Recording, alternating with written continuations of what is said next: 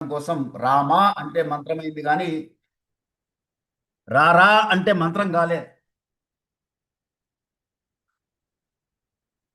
అది ఒక మర్యాద భంగమైనటువంటి అడ్రస్ అయింది. అది అంటే అక్షరాలతో చేసేటువంటిది మంత్రము అని మనకు అర్థమవుతున్నది. కానీ అక్షరాలతో మాత్రమే చేసేటువంటిది మంత్రం కాదు అని కూడా మనం అర్థం చేసుకోవాలి. కాబట్టి ఏ అక్షరం మంత్రము అంటే అమంత్రం అక్షరం నాస్తి అంటుంది. నాస్తి మూల మనౌషధం అయోగ్య పురుషో నాస్తి యోజకాహ తత్ర దుర్లభ. ఇది నీతి శాస్త్రం చెప్పినటువంటి సూత్రం. అంటే మంత్రము కానటువంటి అక్షరం లేదయ్యా. అన్ని అక్షరాలు వర్ణమాలలో ఉండేటువంటి అన్ని సమస్త వర్ణములు మంత్రములే. కాబట్టి మంత్రం కానటువంటి అక్షరం లేదు. మనం ఏ అక్షరం పలికినా అది మంత్రమే. అలాగే ఔషధం కానటువంటి వృక్షము లేదు. సృష్టిలో కనబడేది ప్రతి వృక్షము ఏదో ఒక ఫలితం ఇస్తుంది శరీరానికి. అలాగే పనికిరాని ప్రయోజకుడు కాని పురుషుడు ఉండడు. అయోగ్య పురుషో నాస్తి యోజకాహ తత్ర దుర్లభ అన్నారు. అంటే యోజకాహ తత్ర దుర్లభ అంటే ప్రతి మనిషిని అతని యొక్క వైశిష్ట్యం ఏమిటో తెలుసుకుని, కొందరికి ప్లానింగ్లో ఉంటుంది, కొందరికి స్కిల్ డైరెక్షన్లో ఉంటుంది, కొందరికి కంట్రోల్లో ఉంటుంది, కొందరికి ఎగ్జిక్యూషన్లో ఉంటుంది, కొందరికి డాక్యుమెంటేషన్లో ఉంటుంది, కొందరికి అనాలిసిస్లో ఉంటుంది. కేపబిలిటీ స్కిల్స్ ఒక్కొక్కరికి ఒక్కటి ఇస్తాడు భగవంతుడు. అది తెలుసుకొని పెట్టగలిగినటువంటి వాడు, అటువంటి వాడు దొరకరయ్యా అన్నారు. అలాగే అక్షరాలు కూడా సర్వవర్ణే మహాదేవి సంధ్యా విద్యే సరస్వతి అంటున్నాం. అంటే వర్ణమాలలో ఉండేటువంటి సమస్త వర్ణములు, వర్ణమాల అంటే ఆ ఈ ఊర్లు తెలుసు కదా మీకు, అవన్నీ చిన్నప్పుడు చదువుకున్నాం. అన్ని సమస్త అక్షరాలు సర్వవర్ణే మహాదేవి, అన్ని వర్ణములు ఆవిడే, అమ్మవారే. కాబట్టి ఏ అక్షరం తీసుకున్నా మనం అది మంత్రమే.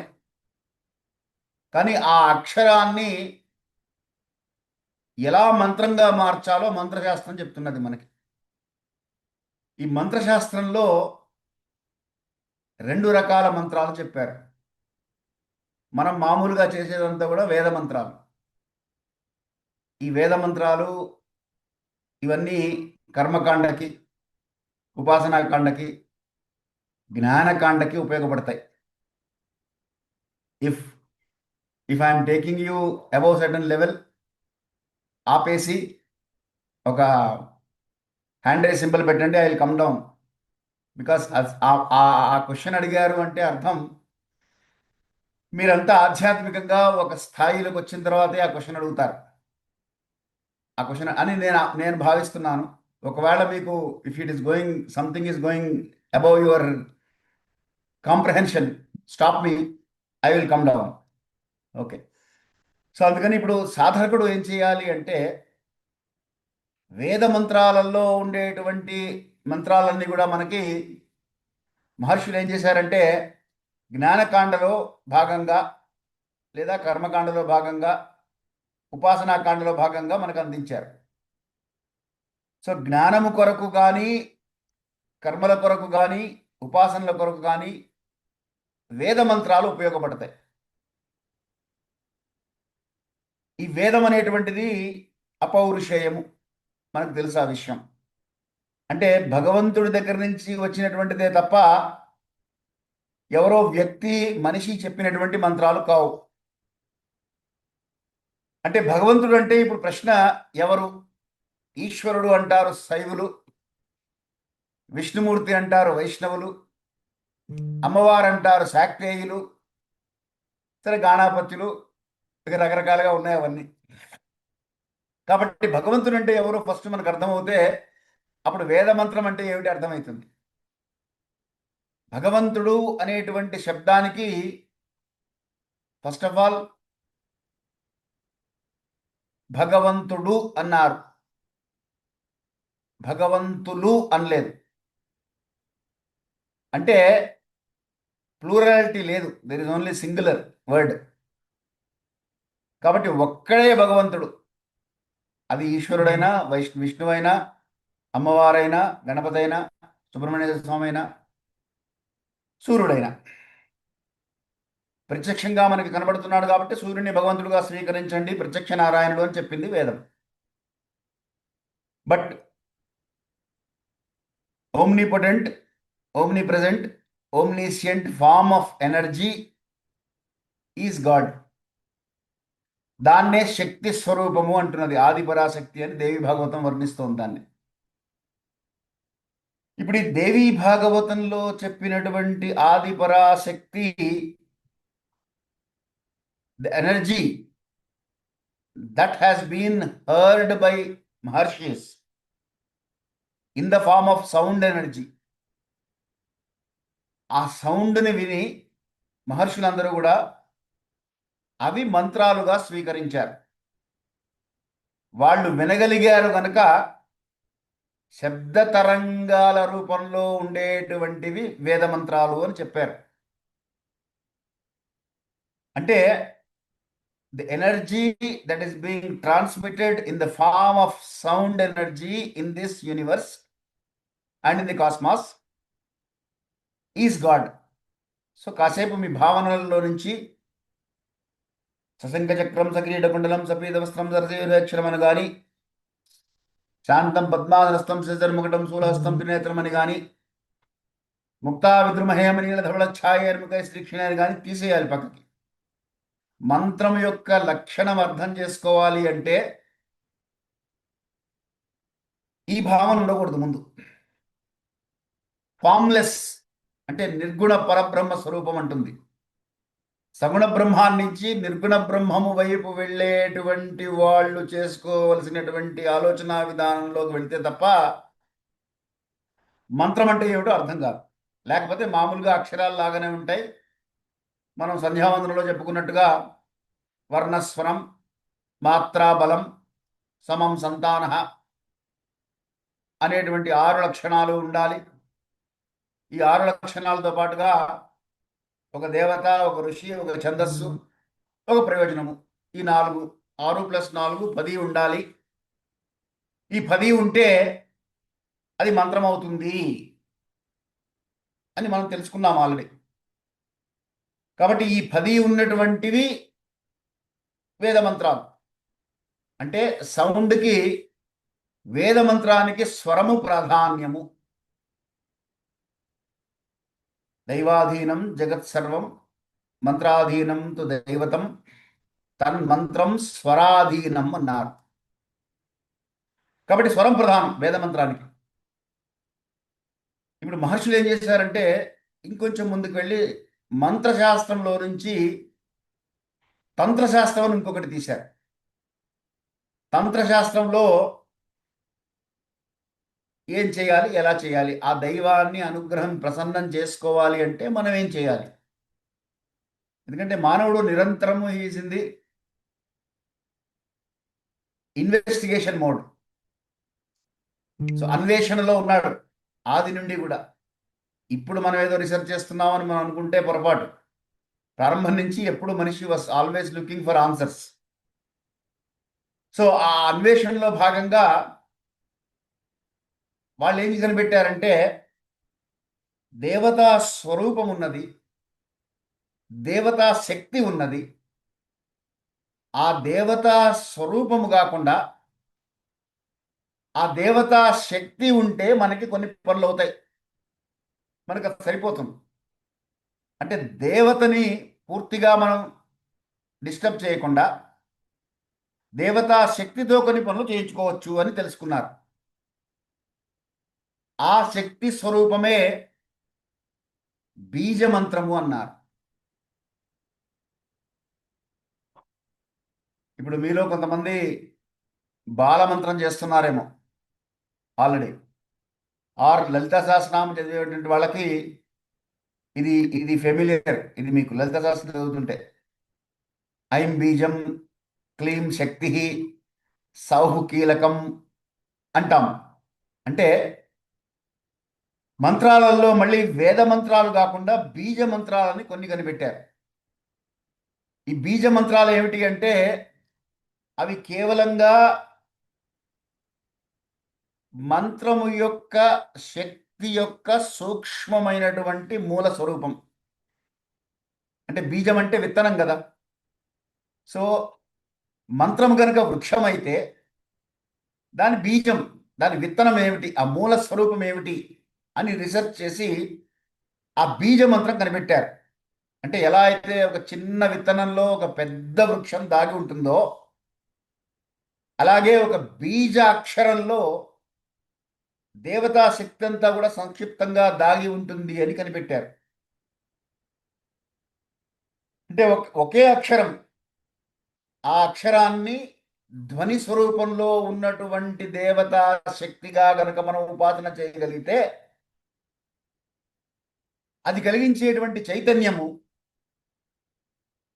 శరీరంలో కానీ సృష్టిలో కానీ అంతర్బహిష్య తత్సర్వం వ్యాప్య నారాయణ స్థిత కనుక శరీరంలో కానీ సృష్టిలో కానీ ఆ ఒక్క అక్షరము కలిగించేటువంటి ప్రకంపన చైతన్యం ఏదైతే ఉందో అది బీజమంత్రము అన్నారు. అంటే మంత్రానికి మూల శక్తి ఆ బీజమంత్రం, ఆ దేవత యొక్క సూక్ష్మ స్వరూపం అనుకోండి ఆ బీజమంత్రం. ఆ సూక్ష్మ స్వరూపంలో ఎప్పుడైతే మనం బీజమంత్రం ఉపాసన చేస్తామో అప్పుడు ఆ శక్తిని ఉద్దీపన చేస్తుంది. ఆ శక్తిని ఉద్దీపన చేసేటువంటి ధ్వని ప్రకంపనలు మనం సృష్టిస్తున్నాం. ఈ బీజమంత్రాలు సాధారణంగా ఒకే అక్షరంలో ఉంటాయి, చాలా చిన్నది, ఒకే ధ్వని. ఐం ఐం ఐం అని దానికి మీరు అర్థం వెతికారంటే అర్థం దొరకదు. బీజమంత్రానికి అర్థము కంటే కూడా శక్తి ప్రధానం, ఆ శక్తి ముఖ్యం. అంటే శక్తి అంటే ఏమిటి? ఆ శబ్ద ప్రకంపనే ప్రధానం. ఆ శబ్ద ప్రకంపన ద్వారా ఉత్పత్తి చేసేటువంటి సౌండ్ వేవ్స్ ఏవైతే ఉంటున్నాయో దాంట్లో ఉండేటువంటి ఎనర్జీ, దాంట్లో ఉండేటువంటి ఫ్రీక్వెన్సీ, దాంట్లో ఉండేటువంటి వేవ్ లెంత్ ద్వారా ఆ శక్తిని మనం ట్యాప్ చేయగలుగుతాం. అంటే దేవతా తత్వాన్ని నేరుగా సృష్టిస్తాం అన్నమాట. అందుకని దాన్ని బీజ మంత్రము అన్నారు. బీజం అంటే మూలం అన్నమాట. ఆ మూలం పట్టుకుంటే ఆ మంత్రం యొక్క స్వరూపము తత్వం అంతా అర్థమవుతుంది. ఇప్పుడు పెద్ద పెద్ద మంత్రాలన్నీ ఏమైనాయి అంటే ఆ బీజ మంత్రాల నుండి ఉద్భవించినాయి, విస్తరించినాయి. రాదర్ మీరు శ్రీం అంటారు. ఆ శ్రీం అంటే సకార రకార ఇకారాలు ఉన్నాయి దాంట్లో. లక్ష్మీం అనపగామినీం అని మంత్రం వస్తుంది. మీరు శ్రీ సూక్తం చదివేటప్పుడు ఈం అనేటువంటి బీజం లక్ష్మీ స్వరూపానికి చెందినటువంటి బీజం.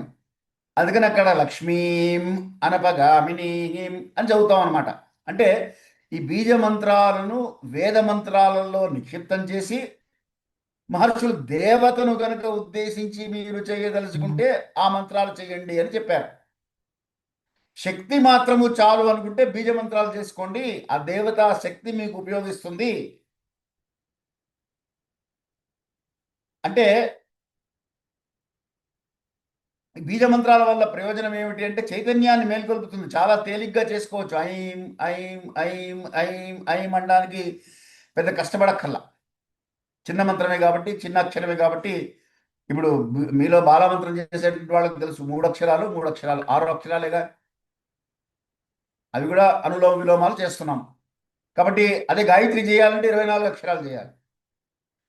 కాబట్టి అక్షరాలు తక్కువ ఉంటాయి కాబట్టి బీజమంత్రం చేసుకోవడం చాలా తేలిక. అది చైతన్యాన్ని మేల్కొల్పుతుంది, మనస్సును శుద్ధి చేస్తుంది, లోపలుండేటువంటి కుండలిని శక్తిని ఉత్తేజపరుస్తుంది, చేసి దేవతాతత్వంతో అనుసంధానం కలిగిస్తుంది. అయితే దీంట్లో మళ్ళీ ఏం చేశారంటే ఐం అనేటువంటిది జ్ఞానశక్తికి బీజం అన్నమాట, మూలం.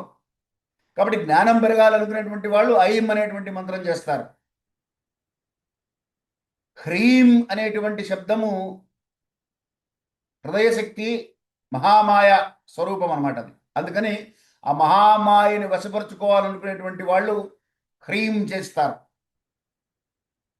క్లీం అనేటువంటి శక్తి ఆకర్షణను కలిగిస్తుంది, ఆర్ ఆ దేవతా తత్వంలో అనుసంధానం చేసి ఐక్యం చేస్తుంది. either you get attracted or you will become the force of attraction. ఇవన్నీ మనిషికి నిజ జీవితంలో కావాల్సిందే. You must be attracted by people if you have to lead some organization. For example, మీ ఆర్గనైజేషన్స్లో మీరు వైస్ ప్రెసిడెంట్లు, జీఎంలు ఉన్నారంటే మీ వెనకాల ఒక టీం ఉంటుంది. ఆ టీం అంతా కూడా మీరు చెప్పింది విన్ని చేసేయడానికి సిద్ధంగా ఉండాలి. వాళ్ళు ఉండాలి అంటే మీకు ఆకర్షణ శక్తి కావాలి. ఆకర్షణ శక్తి కావాలి అంటే క్లీమ్ అనే, అందుకని బాలమంత్రం చేసేటువంటి వాళ్ళు ఒక రకమైనటువంటి ఆనందాన్ని అనుభవిస్తున్నామండి, అది కొంచెం డిఫరెంట్గా ఉంది, బాలమంత్రం చేస్తుంటే కొంచెం బీపీ తగ్గుతోంది, స్ట్రెస్ మేనేజ్మెంట్ అవుతుంది ఆటోమేటిక్గా అని చెప్తున్నారు. ఎందుకు చెప్తున్నారు? దీనివల్ల ఏమవుతుందంటే లోపల వాళ్ళకి ఆ చైతన్యం జాగృతి అవుతుంది అనమాట. సరే, శ్రీం అంటే లక్ష్మీతత్వం, ఇందాక చెప్పుకున్నాం, సకార రకార ఇకారాలు ఉంటాయని. అలాగే గమ్ అనేటువంటి శబ్దము విఘ్న నివారణ తత్వం. ఆ శబ్దానికి ఆ లక్షణం అవి ఇచ్చారనమాట. అంటే ఉపాసనా విధానంలో మీరు ఏ విషయాన్నైతే సాధించదలుచుకున్నారో ఆ విషయము గురువు వద్ద చెప్తే, గురువు మీకు సూచన చేస్తే, మీరు ఆ మంత్రాన్ని ఉపాసన చేస్తే అప్పుడు మీకు ఆ ఫలితాలు లభిస్తాయి. అంటే ఇప్పుడు మనం లలితా సహస్రనామంలో ఐం క్లీం సౌ అని చేసేస్తున్నాం, 3 ఆటోమేటిక్గా. ఐం బీజం, క్లీం శక్తి, సౌ కీలకం అంటాం. అంటే ఐం అనేటువంటిది బీజం, ఆ మంత్రం యొక్క బీజ స్వరూపం అనమాట. ఐం అనేటువంటిది దేనికి చెప్పుకున్నాం మనం? జ్ఞానానికి చెప్పుకున్నాం, జ్ఞానస్వరూపానికి చెప్పుకున్నాం. కాబట్టి జ్ఞానము కావాలనే అనుకునేటువంటి వాళ్ళు చేసేటువంటి లలితా సహస్రనామ మంత్రంలో ఐం అనేటువంటి బీజము ద్వారా జ్ఞానాన్ని సముపార్జన చేసుకుంటున్నారు, అంతే. ఇప్పుడు క్లీం అనేటువంటి శబ్దము ద్వారా శక్తిని, ఆ ఐం అనేటువంటి బీజంలో ఉండేటువంటి జ్ఞానశక్తి అనుకోండి. ఇప్పుడు ఇచ్ఛాశక్తి, క్రియాశక్తి, జ్ఞానశక్తి, క్రియాశక్తి, 3 రకాల శక్తులు కదా. సో ఇచ్ఛాశక్తి నుంచి జ్ఞానశక్తి, క్రియాశక్తికి వెళ్ళాలి అంటే బీజము, కీలకము, శక్తి 3 అవసరమే. కాబట్టి ఐం బీజం, క్లీం శక్తి, సౌ కీలకం, అలా ప్రతి మంత్రానికి కూడా బీజం ఉంటుంది, శక్తి ఉంటుంది, కీలకం ఉంటుంది. బీజ మంత్రాల్లో కూడా ఈ 3 కంపల్సరీగా ఉంటాయి. కీలకము అంటే అది ఒక తాళం చెవి లాంటిది. అంటే ఏ శక్తిని అయితే మనం ఉపాసన చేస్తున్నామో ఆ శక్తిని అనుసంధానం చేసుకొని ఈ సాధకుడు ఏం చేస్తాడంటే తనలో ఆ శక్తిని నింపుకునేటువంటి ప్రక్రియను కీలకం అంటారు. అలా చేయగలుగుతాడు ఆ సాధకుడు. కాబట్టి ఆ కీలకం అనేటువంటిది అది కూడా ఉండాలి. ఇప్పుడు మన మామూలుగా శ్రీ విద్యా ఉపాసనలో కూడా చేస్తారు ఈ ఐం క్లీం సౌ అనేటువంటిది. బాలమంత్రం పార్ట్ ఆఫ్ శ్రీ విద్యయే కదా, అందులో పంచదశ, షోడశి కూడా ఉన్నాయి. ఇవన్నీ ఏంటంటే మీకు అంతర్గత ప్రయాణం కొరకు సూచించినటువంటివి. ఐం అంటే కాన్షియస్నెస్ అవేకెన్ అవుతుంది, అవేర్నెస్ కలుగుతుంది, చైతన్య శక్తి జాగృతి అవుతుందని చెప్పుకున్నాం కదా. సో ఈ చైతన్య శక్తి జాగృతి అయితే ప్రయోజనం ఏమిటి అంటే నేను శరీరము కాదు అనేటువంటి ఆలోచన వస్తుంది. I'm not KSR Chandramurthy, I'm not గురువు గారు ఫర్ సంధ్యావందన శిక్షణ సమితి,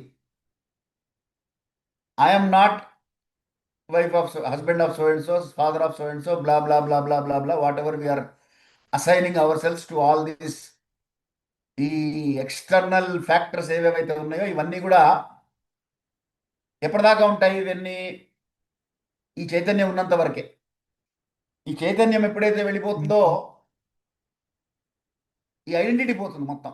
complete identity is lost. You are no more that XYZ ABC, but there is a unique identity for you which is carried forward to the next reincarnation అంటున్నాను దాన్ని, to the next birth, or you have carried some other identity in the previous birth. So ఈ awareness కలుగుతుంది. ఈ నేను శరీరం కాదు అనేటువంటి అవగాహన కలగాలి అంటే ముందు బుద్ధి శుద్ధిపడాలి. గాయత్రి మంత్రం ద్వారా కూడా కలుగుతుంది కదండి, మరి ఇదెందుకండి అని సందేహం. ఈ పరిస్థితి గాయత్రి మంత్రం ద్వారా కూడా వస్తుంది. గాయత్రి మంత్రంలో కూడా ధియోగమన ప్రచోదయాత్ అంటున్నాం కనుక బుద్ధి శుద్ధి అవుతుంది. వేద మంత్రాలకు బీజ మంత్రాలకు తేడా ఒక్కటి చెప్తాను, సింపుల్గా మీరు పట్టుకోవాలంటే.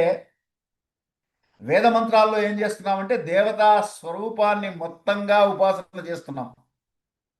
బీజ మంత్రంలో దేవతా శక్తిని మాత్రమే ఉపాసన చేస్తున్నాం. మీకు ఇంకా ఎగ్జాంపుల్ ఇవ్వాలంటే, ఫర్ ఎగ్జాంపుల్ నెక్స్ట్ మంత్ కాశీలో ప్రోగ్రామ్ జరుగుతోంది. కాశీకి ప్రోగ్రామ్కి మీరు రండి అని మిమ్మల్ని ఇన్వైట్ చేస్తే అది వేద మంత్రం. కాశీకి ప్రోగ్రామ్కి మీరు డొనేట్ చేయండి అని నేను అపీల్ చేస్తే అది బీజ మంత్రం. I'm only looking at your your your strength, I need that strength అని నేను అపీల్ చేశాను అనుకోండి, అప్పుడు బీజ మంత్రాన్ని చేసినట్టు. సో దేవత యొక్క శక్తి నాకు ఏది ఉన్నదో ఆ దేవతా శక్తి మాత్రం నాకు పని అయిపోతుంది. I don't have to disturb the entire form of that, ఆ భగవంతుడి స్వరూపాన్ని మొత్తం నేను డిస్టర్బ్ చేయగల. అందుకని ఆ శక్తితో పనులు చేయించుకోవడానికి బీజ మంత్రాలని ఉపాసన చేయమన్నారు. కాబట్టి వేద మంత్రంలోకి వచ్చేటప్పుడు అందుకనే బుద్ధి ప్రచోదన మీకు దీంట్లో కూడా జరుగుతుంది. గాయత్రి మంత్రం ద్వారా కూడా, వేద మంత్రాల ద్వారా కూడా జరుగుతుంది. కానీ వేద మంత్రాల్లో సాంగం సవాహనం సశక్తి పత్నీపుత్ర పరివార సమేతమని మొత్తం దేవతా శక్తిని మొత్తం పిలవాల్సి వస్తుంది మనం. అలా కాకుండా ఇక్కడ ఏం చేస్తున్నామంటే ఆ స్వరూపం మొత్తం రాకుండా ఓన్లీ శక్తిని టార్గెట్ చేస్తున్నాం బీజ మంత్రాల్లో. అందుకని ఇక్కడ ఐం అనడం ద్వారా నా బుద్ధి ప్రచోదన కలుగుతున్నది. 24 అక్షరాల గాయత్రి చేసే బదులు, okay, I have to be very careful. That doesn't mean Gayatri మానేయమని కాదు. Okay, it is an alternative form given to somebody who is not entitled for Gayatri, or who has got additional time after doing that minimum, so-called minimum guaranteed assured required Gayatri చేసిన తర్వాత. Okay, Gayatri మానేసి చేయమని కాదు. So కాబట్టి alternative form of, అందుకనే మీకు ఈ పంచదశి మంత్రాలు అలాగే బాల మంత్రాలు సర్వులకు ఇమ్మన్నారు. ఒక్కళ్ళకే ఉపనయనాధికారం ఉన్న వాళ్ళకే కాదు, వాళ్ళకి కూడా ఇవ్వచ్చు, అన్యులు చేసుకోవచ్చు కూడా. వాళ్ళకి చెప్పినటువంటిది. సో శక్తిని మాత్రమే టార్గెట్ చేస్తారు. అంటే అంతర్గతంగా ఏం జరుగుతుందంటే బీజ మంత్రాలు చేయడం వల్ల మనస్సు విక్షేపం తగ్గుతుంది. అంటే ఇన్ అదర్ వర్డ్స్ డిస్టర్బెన్స్ తగ్గుతుంది, మెంటల్ స్ట్రెస్ తగ్గి, ఈవెన్ న్యూరో సైంటిస్టులు కూడా రీసెర్చ్ చేశారు. దాంట్లో కూడా కొన్ని బీజ మంత్రాలు చేస్తూ ఉంటే బ్రెయిన్లో ఉండేటువంటి న్యూరో సెల్స్ అన్ని యాక్టివేట్ అయ్యి they are becoming more positive. అవన్నీ మీకు ఆ డేటా అంతా కూడా గూగుల్లో ఉన్నది లేండి. ఇప్పుడు గూగుల్ కొడితే ఇవాళ రేపు అన్నీ వస్తున్నాయి కదా. కాబట్టి మంత్రశాస్త్రం ఏం చెప్తుందంటే జ్ఞాన దీపం వెలిగిస్తుంది అంటుంది. బేసికలీ బీజ మంత్రాలు చేయడం వల్ల జరిగేటువంటి ఐం అనేటువంటి బీజ మంత్రం, మళ్ళీ ఒక్కొక్క మంత్రానికి ఒక్కొక్క శక్తి చెప్పారు కనుక ఒక్కొక్క కీలకము ఒక్కొక్క మంత్రం. అందుకని బీజము, కీలకము, శక్తి 3 ఉంటాయి ఆ మంత్రాలకి. అందుకని అవగాహన పుడుతుంది. ఎప్పుడైతే మీరు క్లీం అన్నారో, ఐం తర్వాత క్లీం కనుక ఆ క్లీం ఏం చేస్తుందంటే శక్తిని ఉత్పత్తి చేస్తుంది. చేసి హృదయంలో లయం చేస్తుంది. దేంతోటి? ఐం అనేటువంటి జ్ఞానంతో. ఈ ఐం అనేటువంటి జ్ఞానం ఎలా ఉన్నది? యూనివర్స్లో, కాస్మాస్లో ఒక ఎనర్జీ ఫామ్లో ఉన్నది. ఫస్టే చెప్పుకున్నాం మనం, భగవంతుడు అంటే it is not Gayatri, it is not Rudrudu, it is not విష్ణువు. సో యూనివర్స్లో ఎనర్జీ ఫామ్లో ఉన్నటువంటి ఒకానొక జ్ఞానాన్ని ఇప్పుడు హృదయంలో లయం చేస్తుంది దాన్ని తెచ్చి.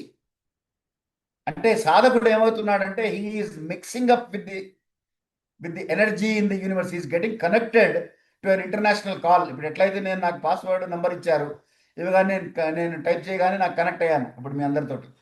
అలాగా ఆ యూనివర్స్లో ఉండేటువంటి భగవత్ శక్తికి మనం కనెక్ట్ అవుతాము. బీజ మంత్రంలో ఎప్పుడైతే క్లీమ్ అనేటువంటిది చెప్తామో రెండో మంత్రం అంటే ఇది ఇది శక్తి, ఆ మంత్రం యొక్క శక్తిని సాధకుడు తనలో లయం చేసుకుంటున్నాడు. ఆ లయం ఎప్పుడైతే అవుతుందో హృదయం ఆటోమేటిక్గా ఆ శక్తి వైపు ఆకర్షణ అయిపోతుంది. దట్ ఈస్ కాల్డ్ ఆకర్షణ శక్తి, అట్రాక్షన్, పవర్ ఆఫ్ అట్రాక్షన్. ఎప్పుడైతే ఈ శక్తి ఆ ఆ విశ్వంలో ఉన్నటువంటి భగవత్ శక్తికి కనెక్ట్ అయిపోయి ఆకర్షణమైందో ఐహికమైనటువంటి ప్రాపంచిక విషయాల మీద దృష్టి తగ్గిపోతుంది. ఎప్పుడైతే ప్రాపంచిక విషయాల మీద దృష్టి తగ్గిపోయిందో భగవంతుని యొక్క లక్షణాలను ఈ సాధకుడు అలవర్చుకుంటాడు. ఎప్పుడైతే భగవంతుని లక్షణాలు అలవర్చుకున్నాడో అప్పుడు సాధారణ మనుషులకి డిఫరెంట్గా ఉంటాడు. సాధారణ మనుషులకు దూరంగా ఉండేటప్పటికీ అబ్బో ఆయన మహానుభావుడు అండి అని జనాలందరూ మళ్ళీ రావడం మొదలెడతారు. జనాలు రావడం మొదలెట్టినప్పటికీ మళ్ళీ అట్రాక్షన్ తగ్గుతుంది. ఈ అట్రాక్షన్ అటుపోతుంది. ఈ అట్రాక్షన్ అటుపోగానే మళ్ళీ వీడి సాధన తగ్గిపోతుంది. అందుకని సాధకుడు ఎప్పుడు సాధన చేస్తూనే ఉండవయ్యా, లేకపోతే ఇట్ ఈస్ లైక్ టెంపరీగా నీకు వచ్చినటువంటి కనెక్షన్ డిస్కనెక్ట్ అయిపోయినట్టు అనమాట. ఆ డిస్కనెక్ట్ కాకుండా చూసుకో. అది మనకి మంత్రపుష్పంలో అధో నిష్ట్యావితస్యాంతే నాభ్యాముపరితిష్టతి జ్వాలమాలాకులం భాతి విశ్వస్యాయతనం మహత్ సంతతగం శిలాభిస్తులంబత్యాకోశ సన్నిభం తస్యాం తే సుశిరగం సూక్ష్మం తస్మిన్ సర్వం ప్రతిష్ఠితం అంటుంది వేదం. అంటే నీ హృదయంలోనే ఉన్నాడగా. వడ్లగింజ సుశిరగం సూక్ష్మం, వడ్లగింజ యొక్క కొసభాగంలో తస్మిన్ సర్వం పరిష్ఠితం నీలతో మధ్యస్వాత్ విద్యుల్లేకేవ భాస్వర అన్నది. విద్యుల్లతలాగా ఆ స్వరూపం, భగవత్ స్వరూపం ప్రకాశిస్తూ ఉంటుందిట. విద్యుల్లత అంటే మెరుపుతీగ. మెరుపుతీగ మెరుస్తూ ఉంటుంది, ఆరిపోతుంటుంది, మెరుస్తూ ఉంటుంది, ఆరిపోతుంటుంది, మెరుస్తూ ఉంటుంది, ఆరిపోతుంటుంది. ఎందుకు మెరుస్తుంది అంటే నాహం కర్త అనుకోగానే మెరుస్తుంది అది. వీడు హరికర్త అనకుండా మళ్ళీ నేను చేశాను కాబట్టి అయింది అనుకుంటాడు వెంటనే మనసులో. బయటికి మాత్రం నాహం కర్త అంటాడు. అనగానే మూసుకుపోతుంది. భగవత్ తత్వాన్ని ఎవరైతే లోపల హృదయంలో సుప్రతిష్ఠితం చేస్తారో వారికి ఆ జ్ఞానజ్యోతి అలా వెలుగుతూ ఉంటుంది. కాబట్టి ఐం క్లీం సౌ ఇది ఒక ఎగ్జాంపుల్ తీసుకున్నాను నేను. ప్రతి బీజ మంత్రానికి ఈ లక్షణాలు ఉంటాయి.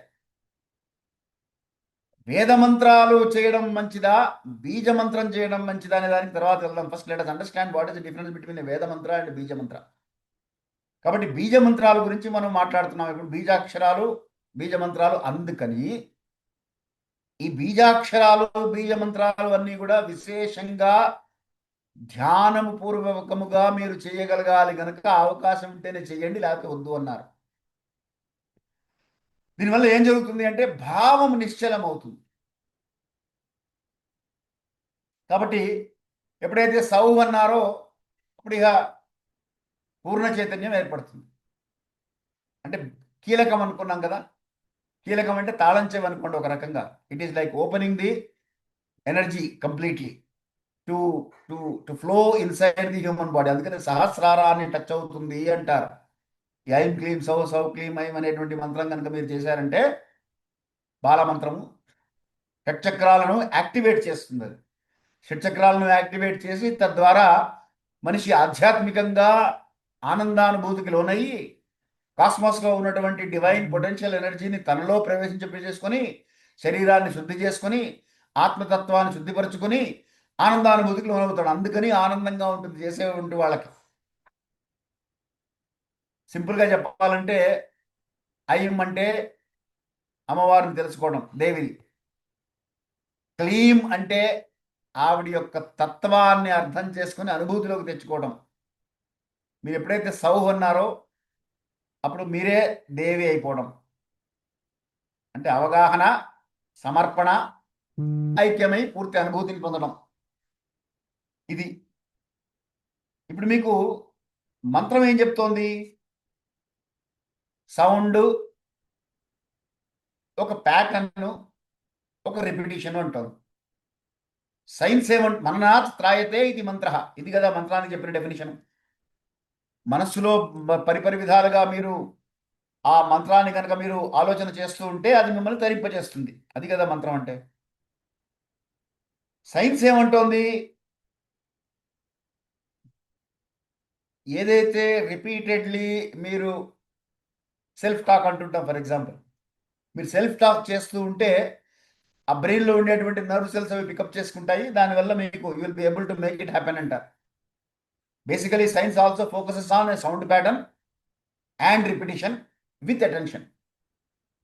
మంత్రం కూడా అదే చెప్తోంది, sound pattern, repetition with attention. అదే ధ్యానం అంటున్నాం దాన్ని.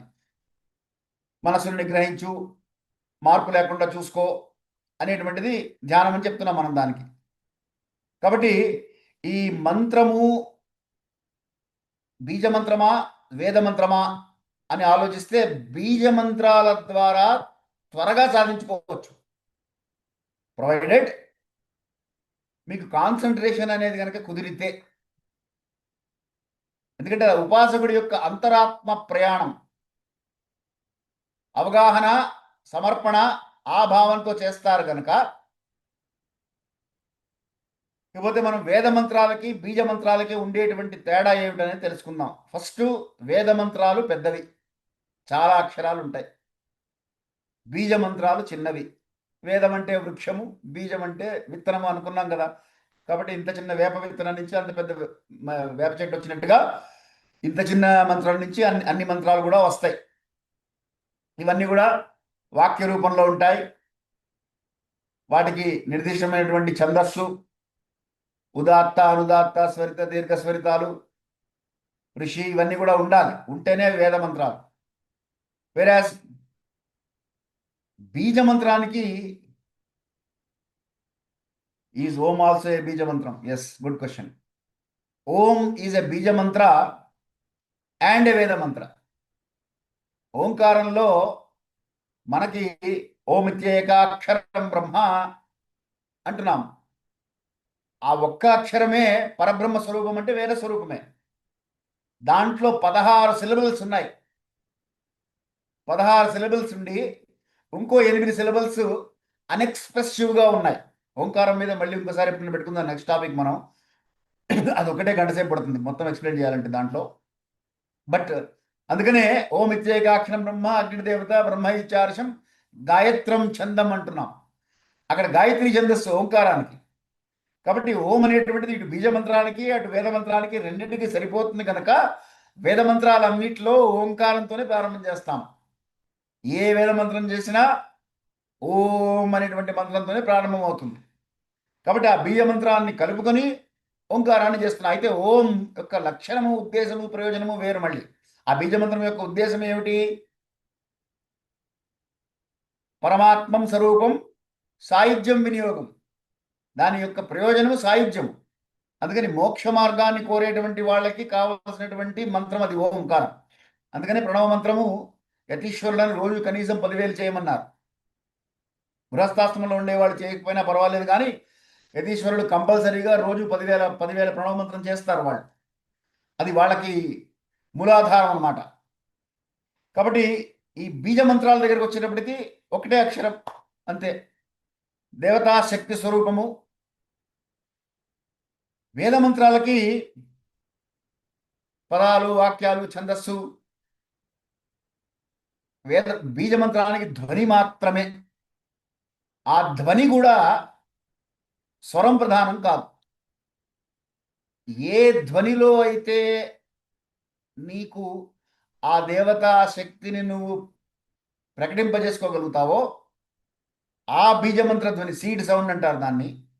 అందుకని ఆ బీజం యొక్క శబ్దము, ఆ బీజ శబ్దం ఎటువంటిది అని గురువు చెప్పాలి. మనం మనగానే వెళ్ళిపోయి మన పుస్తకం చదివేసి ఇది ప్రణవ మంత్రం కదా అని నేను చేసేసుకుంటాను అనుకోవడానికి లేదు. అది గురువు చెప్తాడు. గురువు దగ్గరికి వెళ్ళి గురువు దగ్గర ఆ బీజ మంత్రాన్ని ఉపదేశం పొందితే అది ఏ శబ్దంలో చెప్పాలి అనేటువంటిది, ఆ శబ్దం యొక్క ఆ బీజ శబ్దం, బీజం ఏమిటి, ఆ శబ్దానికి బీజం ఏమిటి అనేటువంటిది.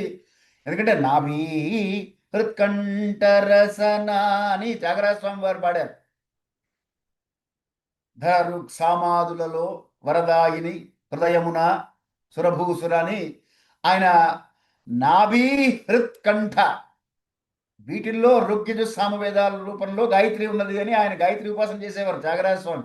అందుకనే వాళ్ళు సంగీతకారులు కాదు, వాళ్ళు నాదోపాసకులు వాళ్ళు. అందువల్ల అది ఆ నాభి నుంచి రావాలా, హృదయం నుంచి రావాలా, కంఠం నుంచి రావాలా అనేటువంటిది ఆ శబ్దం యొక్క లక్షణం ఏమిటో గురువు చెప్పాలి. కాబట్టి గురువు చెప్పిన తర్వాత దాన్ని బట్టి మన మంత్రసార్థం ఆ మంత్రసారం మనకు అర్థమవుతుంది. కాబట్టి ఆ బీజ మంత్రము,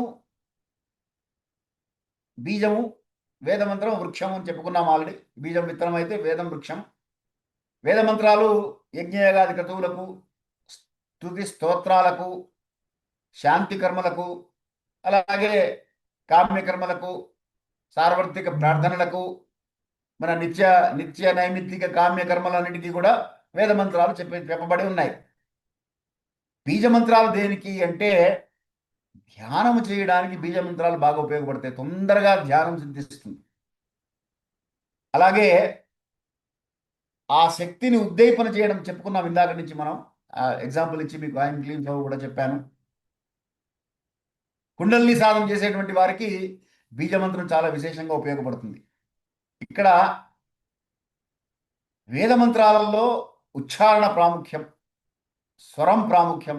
స్వరం మారితే మంత్రం మారిపోతుంది, తప్పు స్వరం చెప్తే అర్థం మారిపోతుంది. స్వరంతో అక్షరం అదే ఉంటుంది కానీ తప్పు స్వరం చెప్తే అర్థం మారిపోతుంది. నేను ఎగ్జాంపుల్ ఇస్తూ ఉంటాను మన సంధ్యావందనం క్లాస్లో.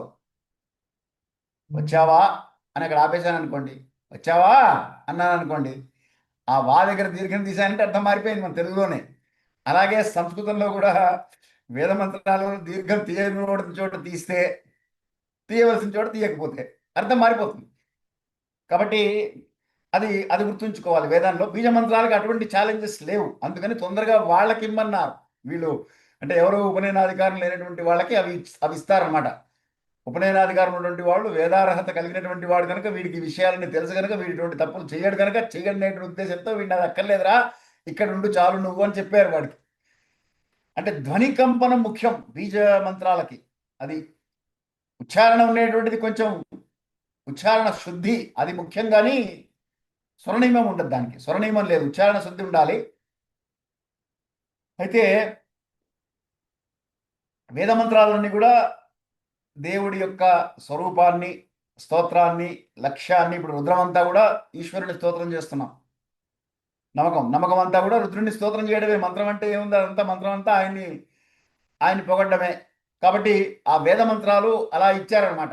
ఆయన స్వరూపము, దేవుడి యొక్క శక్తి ఎలా ఉంటుంది, ఆయన స్వరూపం ఎలా ఉంటుంది, ఆయన వర్ణం ఏమిటి, ఆయన లక్షణం ఏమిటి, అవన్నీ మామూలుగా అష్టోత్తరాల్లో చెప్పినట్టుగా వేద మంత్రాల ద్వారా కొన్ని చెప్పి ఉన్నాయి.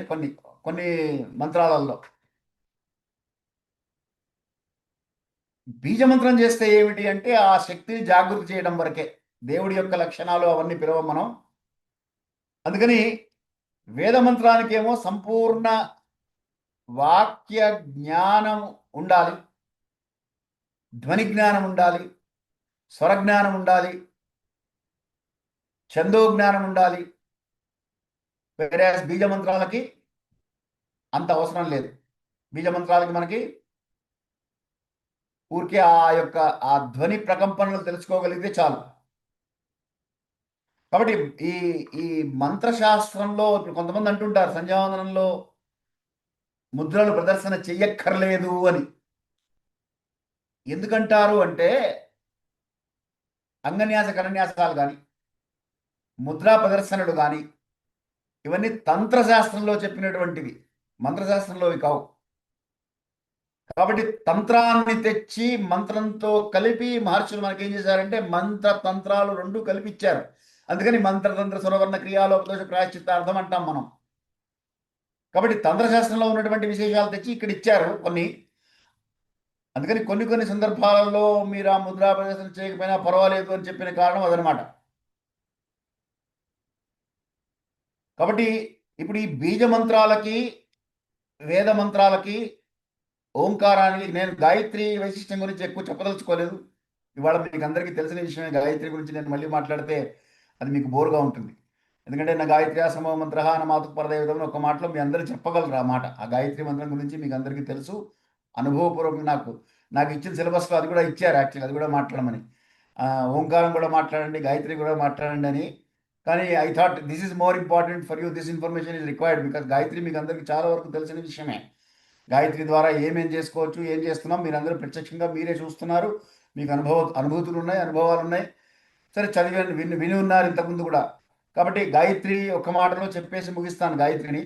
గాయత్ర్యా సమో మంత్ర అన్నది కనుక 7 కోట్ల మంత్రాలలో గాయత్రి మంత్రరాజం. అలాగే ఓమిత్యేగాక్షరం బ్రహ్మ అనే ప్రణవ మంత్రం కూడా విశేషమైనటువంటి మంత్రమే అది. అయితే ప్రణవ మంత్రాన్ని ప్రస్తుతానికి మనకి అంటే గృహస్థాశ్రమంలో ఉన్నటువంటి వాళ్ళకి ఎక్కువగా చెప్పలేదు కనుక ఒక ఉపనిషత్తే ఉంది, ప్రణవోపనిషత్ అని. మొత్తం ఉపనిషత్తు అంతా కూడా ప్రణవ మంత్రం గురించి వర్ణిస్తుంది, దాని గురించి చెప్తుంది అనమాట. ఆ వైశిష్ట్యం ఎటువంటిది, ఎందుకు దాని ఎంత ఇంపార్టెన్స్ ఎందుకు ఇచ్చారు దానికి అనేటువంటిది. కాబట్టి అది కాకుండా మనం ఫస్ట్ అర్థం చేసుకోవాల్సింది ఈ వేద మంత్రాలకి బీజ మంత్రాలకి ఉండేటువంటి తేడా. అయితే రెండిటికి మనం గమనిస్తే రెండు కూడా based on sound theory only. Sound ఎనర్జీని ట్యాప్ చేస్తున్నాం రెండిట్లో. బట్ ఒక దాంట్లో the complete form of sound energy, దాన్ని లాక్కొచ్చి కింద కూర్చోబెడుతున్నాం. ఇంకొక దాంట్లో only the energy part of the sound energy, దాన్ని తెచ్చి కూర్చోబెడుతున్నాం బీజ మంత్రాలలో. సో ఇది మంత్రం యొక్క లక్షణం. నౌ మంత్రం is not just expression of words, అది మొదలులోనే ప్రారంభంలోనే చెప్పాను. It is a vibration tool, the essence of energy. ఇప్పుడు మనం చైతన్యం, వైబ్రేషన్ అంటే చైతన్యం అండి. కదలకుండా మనిషి అక్కడే కూర్చున్నాడు అనుకోండి, ఏం చేస్తాడు? కొన్ని రోజులు ఉప్పు పాతరేస్తారు, కదలట్లేదు కాబట్టి. కాబట్టి కదలిక కంపల్సరీగా కావాలి. మనిషిలో ప్రాణం ఉన్నది అని చిహ్నం ఏమిటి అంటే కదలిక. కదలిక అంటే vibration, moment. Okay, vibration, moment, displacement, ఇవన్నీ సైన్స్లో మనకి different moment of from one particle from one point to another point without returning back is moment అన్నారు. whereas coming back to the same position from where it started and extending it beyond and coming back to that, ఈ swing మనం 4th క్లాస్లో 5th క్లాస్లో చదువుకున్నాం. So vibration, మనం కూడా ముందుకి వెనక్కి ఊగుతూ ఉంటాం. మనస్సు ఊగకే ఓ మనస అని మన వీళ్ళు తత్వవేత్తలు పాటలు కూడా పాడుతూ ఉంటారు. సో మనస్సును బట్టి మన శరీరము, మన క్రియలు, మన పనులన్నీ కూడా ఊగుతూ ఉంటాయి. సో ఈ ఊపులాటే వైబ్రేషన్. ఈ వైబ్రేషన్కి అక్కడ ఉన్నటువంటి కాస్మాస్లో ఉండేటువంటి స్పెసిఫిక్ వైబ్రేషన్ని కనుక కనెక్ట్ చేయగలిగితే ఈ ఊపులాట ఆగిపోతుంది. అది మంత్రం అంటే. సో ఆ వేద మంత్రాలను మనం ట్యాప్ చేసే ప్రాసెస్లో ఉన్నాం కనుక ఈ వేద మంత్రము బీజ మంత్రం కంటే కూడా గొప్పది. ఎందుకంటే వేద మంత్రంలో ఇందాక నేను ఎగ్జాంపుల్ ఇచ్చినట్టుగా మీరందరూ రావాలి కాశీకి, వస్తే మీరు పార్టిసిపేట్ చేస్తే అది వేరు. అలాగా భగవంతుడిని మనం తీసుకొచ్చి కూర్చోబెట్టగలిగితే శక్తి ఆటోమేటిక్గా వస్తుంది. సాంగం సాయుధం సవాహనం సశక్తి పత్ని పుత్ర పరివార సమేతం అని ఎప్పుడు పిలిచినా అలాగే పిలుస్తాం. కాబట్టి అది ఆటోమేటిక్గా వస్తుంది. దానికోసం మనం చేయక్కర్ల. భగవంతుడిని తీసుకురాగలిగినటువంటిది వేద మంత్రాలు. కాబట్టి వేద మంత్రము బీజ మంత్రం కంటే కూడా వేద మంత్రం ఎక్కువ, ఒక స్టెప్ ఎక్కువ. కనుక ఆ సాధనం దాని యందు మీ అనురక్తి వేద మంత్రాల యందు ఉండాలి తప్ప బీజ మంత్రాలు ఏదో సాధన చేయడంలో తప్పులేదు, అవసరార్థం, ఆ పని కోసం, ఆ యొక్క లౌకికమైనటువంటి జీవితంలో ఉన్నాం కనుక మనకి కొన్ని సాధించాలి అనుకుంటే కొన్ని చెయ్యాలి, తప్పదు కనుక దానికోసం మనం ఆ శక్తిని దాన్ని ఉపయోగించుకోవడంలో తప్పలేదు. అందుకని మహర్షులు ఏం చేశారంటే రెండు ఇచ్చారు మనకి, వేద మంత్రాలు ఇచ్చారు, బీజ మంత్రాలు ఇచ్చారు. దిస్ ఈజ్ ఆల్ అబౌట్ మంత్రశాస్త్ర in this 45 minutes or 50 minutes of my time. There is lot, of course మంత్రానికి చాలా ఉన్నదనుకోండి. బట్ మంత్రం అంటే ఇప్పుడు మీకు అంటే with this additional knowledge now, ఇంతకుముందు మీకు తెలిసింది ఆల్రెడీ మంత్రం అంటే వర్ణము, స్వరము, మాత్ర, బలము, సమము, సంతానము, 6 లక్షణాలు ఉన్నాయనుకున్నారు. ఇప్పుడు బీజము, శక్తి, కీలకము కూడా ఉన్నాయి. వేద మంత్రాల్లో కూడా ఉన్నాయి ఇవి. బీజము, కీలకము, శక్తి కూడా ఉన్నాయి ఆ వేద మంత్రాల్లో. బీజ మంత్రాల్లో ఓన్లీ ఈ 3 ఉంటాయి. ఈ వర్ణ స్వర మాత్రా బలాలు ఉండవు. కాబట్టి వర్ణ స్వర మాత్రా బల సమసంతాన బీజ, కీలక, శక్తి, అధిష్టాన దేవత, ఋషి, ఛందస్సు, ప్రయోజనము. ఇన్నిటినీ గుర్తుంచుకొని మంత్రం చేయాలి. అందుకనే అన్నాను ప్రారంభంలోనే, కొంచెం అడ్వాన్స్ స్టేజ్కి వెళ్తున్నారు మీరు. You must be prepared to accept this as it is. ఇప్పుడు స్వరమే రాలేదు గురుగారు ఇంకా ఇవన్నీ ఎప్పుడు వస్తాయి అంటే, మొదలు పెడితే అవే వస్తాయి, ఎక్కడో అక్కడ వస్తాయి, రాకుండా ఎందుకుంటాయి? ఏదన్నా సరే రాకముందు బ్రహ్మ విద్య, వచ్చాక కూసు విద్య అన్నారు. కాబట్టి మొదలు పెడితే అవే వస్తాయి, చేస్తూ ఉంటే అవే వస్తాయి. సంధ్యావందనం రాకముందు మీ అందరికీ సంధ్యావందనం రాదు. ఇప్పుడు చక్రవర్తుల వారు, నవీన్ వేములపాటి గారు, శ్రీనివాస్, వీళ్ళందరూ సంధ్యావందనాలు చెప్పేస్తున్నారు ఇప్పుడు. కాబట్టి గుడ్. అది అది వస్తుంది అంతే. విద్య ఏదైనా సాధన చేస్తే, సాధన చేయమురా అన్నాడు, సాధ్యము కాని లేదురా అన్నారు. కాకపోతే ఫస్ట్ స్టేజ్ ఏంటంటే తెలుసుకోవాలి, ఇవి ఉన్నాయి, ఇన్ని ఉన్నాయి, వీటిలో ఇవి ఉన్నాయి, దీంట్లో మనం దేన్ని కాన్సన్ట్రేట్ చేస్తున్నాం ఇవాళ వర్ణమా, స్వరమా, మాత్ర, బలమా, సమమా, సంతానమా, లేకపోతే బీజమా, కీలకమా, శక్త్యా, దేన్ని మనం కాన్సన్ట్రేట్ చేస్తున్నాం, దేన్ని యాక్టివేట్ చేస్తున్నాం, దేని ద్వారా మనం కావలసినటువంటి మనం తెలుసుకుంటున్నాం. Okay, so now the session is open for Q&A. Hand raise చేయండి, నేను నేమ్ పిలుస్తానండి. నవీన్ నవీన్ గారు గారు, నవీన్ గారు చెప్పండి. శ్రీ గురుభ్యో నమః గురుగారు. చాలా చక్కగా వివరించారు. శ్రీనివాస్ గారి టాపిక్ మనము మంత్రార్థము అంటే, మంత్రము అంటే అందరూ అనుకొని ఉంటారు. యాక్చువల్ గా ఎన్నిసార్లు వింటాం వర్ణం, వరం, మాత్ర. గురుగారు వర్క్ షాప్ చెప్తుంటారు. మీ బీజ మంత్రానికి ఈ మంత్రానికి డిఫరెన్స్ ఏంటంటే బహుశా ఎక్కువ రావటం. గురుగారు ఇప్పుడు యాక్చువల్ గా మీరు అన్నట్టు మన బీజ మంత్రాన్ని తీసుకుంటే మోక్షానికి మార్గం అన్నారు. ఇప్పుడు వేద మంత్రం చదివితే భగవంతుడిని ఆహ్వానించడం అన్నారు. మరి భగవంతుడిని ఇంకా ఆహ్వానించడం ఎందుకు? మనము భగవంతుడు ఆహ్వానించడం కూడా మనం కోరేది మోక్షమే. అలాంటప్పుడు ఓన్లీ అఫ్ కోర్స్ బీజ మంత్రం అంటే అందరికీ అని చెప్పారు, ఓన్లీ మనకనే కాదు, ప్రిస్క్రైబ్డ్ అని. అలాంటప్పుడు మనం బీజ మంత్రాన్నే నిత్యము జపిస్తుంటే పోతుంది. ఉంది కదా పాల మంత్రం కానీ ఏదైనా అది చేసుకుంటే సరిపోతుంది కదా గురుగారు. ఇంకా మరి ఈ వేద మంత్రాలంతా చదవడం దేనికి అనేది ఒక చిన్న ప్రశ్న గురుగారు. ఓకే, ఇది ఆడవాళ్ళు బీజ మంత్రాలు మోక్షానికి అని నేను చెప్పలేదు. బీజ మంత్రాలు కోరిన కోరికలు, ఐం శ్రీం అనే ఎగ్జాంపుల్ ఇచ్చా. ఫర్ ఎగ్జాంపుల్ శ్రీం అనే ఎగ్జాంపుల్ బీజ మంత్రం. దాంట్లో లక్ష్మి కావాలి, సకార రకార ఇకారాలు ఉంటాయని చెప్పాను. అందులో ఈం అనేటువంటిది లక్ష్మీ బీజం, కాబట్టి శ్రీం అనేటువంటిది చేస్తాం. కాబట్టి బీజ మంత్రాలు, ఓంకారం దగ్గర ఓం అనేటువంటిది బీజ మంత్రము ఫర్ మోక్షం పర్పస్ అన్నాను. కాబట్టి ఓంకారం చేయదలుచుకుంటే బీజమంత్రము, మోక్షం కావాల్సినటువంటి వాళ్ళు ఓంకారమే చేస్తారు. అందుకనే సన్యాసులను వాళ్ళని ప్రణవ మంత్రమే చేయమన్నారు. వాళ్ళు వేరే మంత్రాలు ఏం చేయక్కర్లేదు, ఓన్లీ ప్రణవమే చేస్తారు. సన్యాసాశ్రమం స్వీకరించి మోక్షానికి సంసిద్ధుడై ఉన్నటువంటి వాడు చేయవలసినటువంటిది ఓంకారమే. మీరు అడిగిన క్వశ్చన్ కరెక్టే. ప్రణవ మంత్రమే చేసుకోవాలి, వాళ్ళకి ఇంకా వేరే మంత్రాలు ఏం లేవు. కానీ మనం ఇంకా సన్యాసంలోకి లేం కదా. సన్యాసంలో లేకుండా మనం లౌకికంలో ఉన్నాం కాబట్టి మనకి వేరే మంత్రాలు కూడా కావాలి. ఆడవారు చదవచ్చా బీజ మంత్రాలు? కొన్ని బీజ మంత్రాలు చదవచ్చండి, కొన్ని లేవు వాళ్ళకి. అందులో కూడా మళ్ళీ ఈ పెద్దవాళ్ళైన వాళ్ళు చదివే వేరే ఉన్నాయి. గర్భధారణ స్టేజ్లో ఉన్నటువంటి వాళ్ళు చదవకూడనివి కొన్ని బీజ మంత్రాలు ఉన్నాయి. ఇప్పుడు ఇప్పుడు ఈ బాలమంత్రం అందరికీ ఇస్తారు. బాలల దగ్గర నుంచి, చిన్నపిల్లలప్పటి నుంచి 8 సంవత్సరాల నుంచి ఇవ్వచ్చు బాలమంత్రం. 8 నుంచి ఆటోమేటిక్గా వాళ్ళు చేసుకుంటారు, రోజు గర్భధారణప్పుడు కూడా చేసుకోవచ్చు. సో బట్ అలాంటివి కొన్ని ఉన్నాయన్నమాట. వాళ్ళు గర్భధారణ సమయంలో చేయకూడనటువంటి బీజ మంత్రాలు ఉన్నాయి కొన్ని.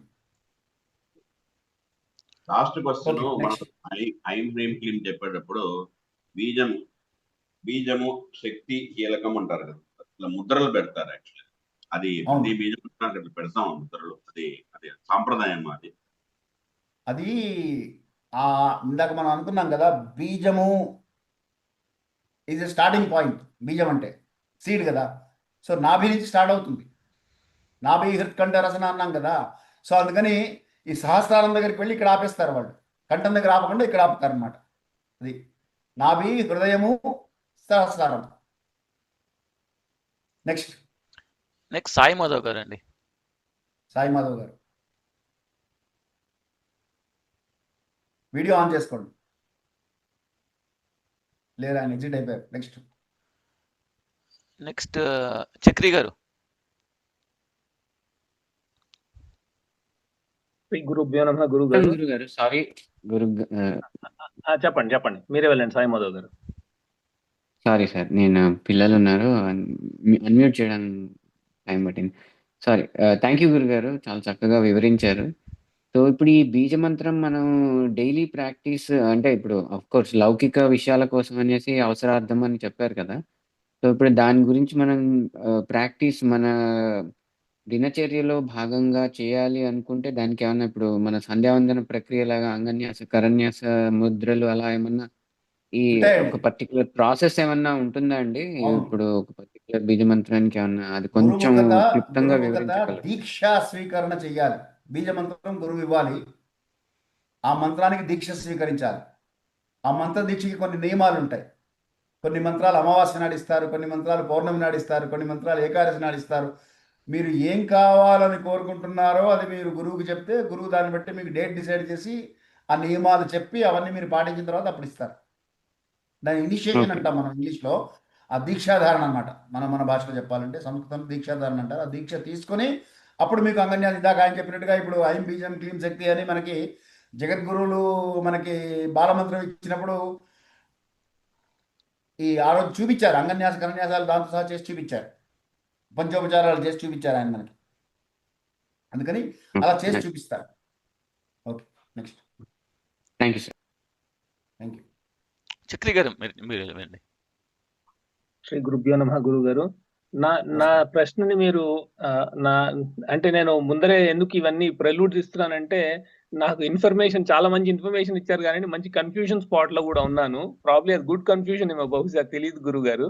కానీ నా కన్ఫ్యూజన్ ఏంటంటే, నేను స్తుతి శతకం కానివ్వండి, లేకపోతే హనుమాన్ చాలీసా కానివ్వండి, లేకపోతే విష్ణు సహస్ర పారాయణం కానివ్వండి, ఏది చేసినా కూడా అదే ఉత్తమమైన మంత్రము అని ఆ ద్రష్ట లాస్ట్ కి రాస్తారు. హనుమాన్ చాలీ దీనికంటే నీకు ఇంకా వేరే భగవంతుడితో సంబంధం లేదు, ఇదే చెయ్యి అని. అది దాన్ని ఎలా, అదొక క్వశ్చన్ గురువు గారు. ఎలా దాన్ని ఒకటి ఫాలో అవడం, అది ఒక పెద్ద కన్ఫ్యూజన్ నాకు. సెకండ్ కన్ఫ్యూజన్ ఏంటంటే గురువు గారు, ఎటువంటి పారాయణ చేస్తున్నా కూడా మీరు ఇందాక అన్నట్టు ఆ ఉయ్యాల ఊగడం, అది ఎంత ఊగుతుందంటే ఒక 100 వరకు చేస్తున్నాను అనుకోండి గాయత్రి మంత్రం, 100-200 వరకు ఫోకస్ ఉంటుంది. దాని తర్వాత ఎటు వెళ్ళిపోతుందో తెలియదు. అది దాన్ని మళ్ళీ తీసుకురావాలి వెనక్కి.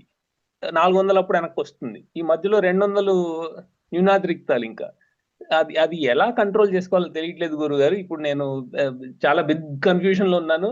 మొన్న మన టీంతో మాట్లాడుతుంటే అందరికీ ఆ వ్యాధిని నేను కంటేజియస్ గా అందరికి ఇచ్చేసినట్టున్నాను. అందరూ అదే చెప్తున్నారు నాకు కూడా. సో తెలియక అందరి తరఫు నుంచి అడుగుతున్న క్వశ్చన్ గురుగారు.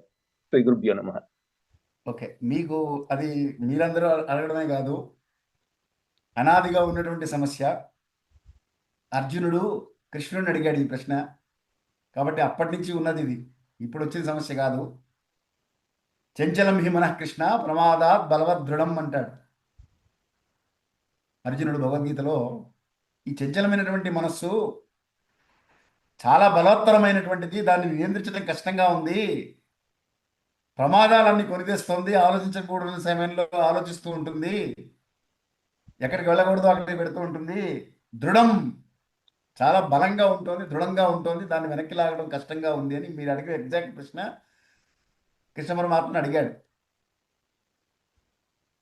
అసంశయం మహాబాహో మనో దుర్నిగ్రహం చలం చెప్పేశాడు ఆయన కూడా. అదేం సందేహం లేదయ్యా, దాన్ని పట్టుకోవడం చాలా కష్టం. కానీ జగద్గురువు కనుక ఆయన సొల్యూషన్ కూడా ఇచ్చాడు తర్వాత. అభ్యాసేన కౌంతేయ వైరాగ్యేన గర్హ్యతే అని.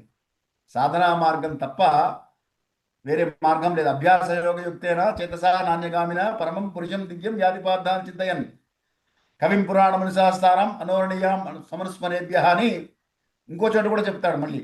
అభ్యాస యోగముల చేత మాత్రమే సాధించవచ్చు దాన్ని. అభ్యాస యోగము, అభ్యాసము యోగము. యోగము అంటే ఈ మనస్సును తీసుకెళ్లి దాంట్లో నిలపగలగాలి. 200 నిలిచినాయి అంటే చాలా గ్రేట్ అండి మీకు. I can challenge you, probably 200 కాదు, మీరు ఒకసారి మళ్ళీ చెక్ చేసుకోండి. కాదు గురుగారు, 100కే